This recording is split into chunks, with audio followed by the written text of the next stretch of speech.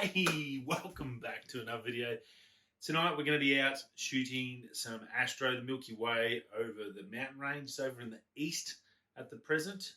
Normally it's in the west, so a little bit of a different aspect ratio in that regards. So looking forward to that. Should be a crystal clear night. Very cool. R6 in tow with the 16-35 EF lens. Can't wait for that. Going to be shooting a time lapse as well as some normal shots. Double battery, the battery grip on the R6, so this is why I got this, so I could do these long time lapses.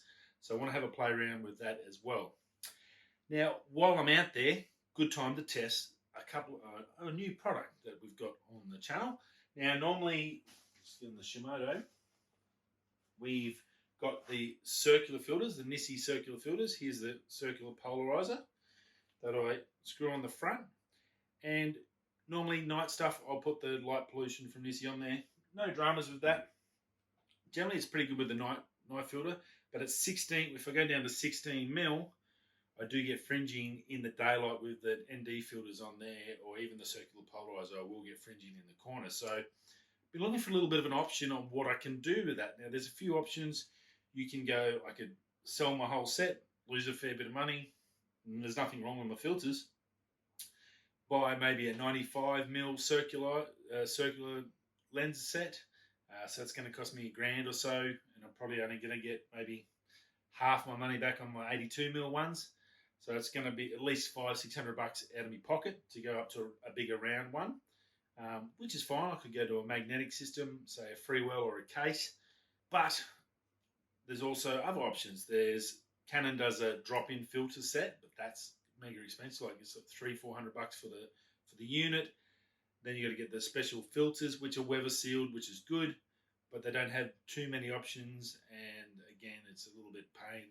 They're big sort of filter sets that clip in, so a bit of a pain to carry. What I have got is the Kase in-body filter system. So basically, we get a little tool like this, which is a little vacuum sucker. This is a full set of filters. I've already got the light pollution filter in. So you can see my filter set here. I've got two 64s because they sent me a spare one. I've got a 16 ND64 and a 1000. And basically how they work, well, that's what you get. So this little tool, you just squeeze it in, push down, and you drop that into your body of your camera. I'll show you. So that is super, super light. No matter what wide width of lens you've got on, even if you go down to the EF16-35mm lens, you're not going to have any fringing in the corners because it's behind the lens. So super clever little idea, not ridiculously expensive. Obviously, there's no circular polarizer. That's one downside. But we do have NDs and we do have a light pollution filter. The whole set, that big, into my bag, very cool. Obviously, my Nissi filters come in a great little kit, but it's a little bit heavier. It's at least 2 to 3 times the weight if I take my 82mm circular filters out compared to taking this out. So there's a big difference space-wise and weight-wise. Now, when we're hiking and traveling, that can make a big difference after 10Ks going up and down a hill. So big difference there. So that's what we're doing. I'm going to show you inside the camera on the R6. So we just pop the lens off,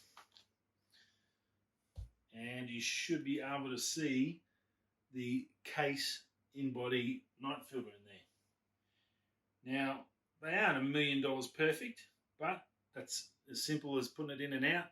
Make sure they're super clean when you are doing them, and then you just place it back in. It's all about suction and vacuuming. That way your fingers and your oils are nowhere near your sensor and nowhere near the actual lens, so it stays clean all the time. That's in. I've put that in and out. Lens back on, fully sealed, weatherproof, and then I have that beautiful Canon EF glass out the front, nothing in front of it, no fringing, no nothing. So super excited about that. I think that's a great concept and something I really wanted to play with, so I thought I'd give it a crack. So we're going to use that Kase filter system out tonight, the light pollution version, and we're going to take that out. We're going to get some astro shots with a beautiful mountain range. The Milky Way is going to come up like this over that about 2 o'clock, and I'll get some good shots early, and then I want to do a time lapse, at least an hour or so with this thing running, see how the batteries go, see how that sort of things goes, and hopefully that all works out well. Fingers crossed. Anyway, I'm in the room, I'm getting ready and packing the bags and getting all that stuff, all the stuff we need to do before we go. And I will see you once we get out where we're going. Rightio, let's hit that intro and go take some shots. Enough of this talking.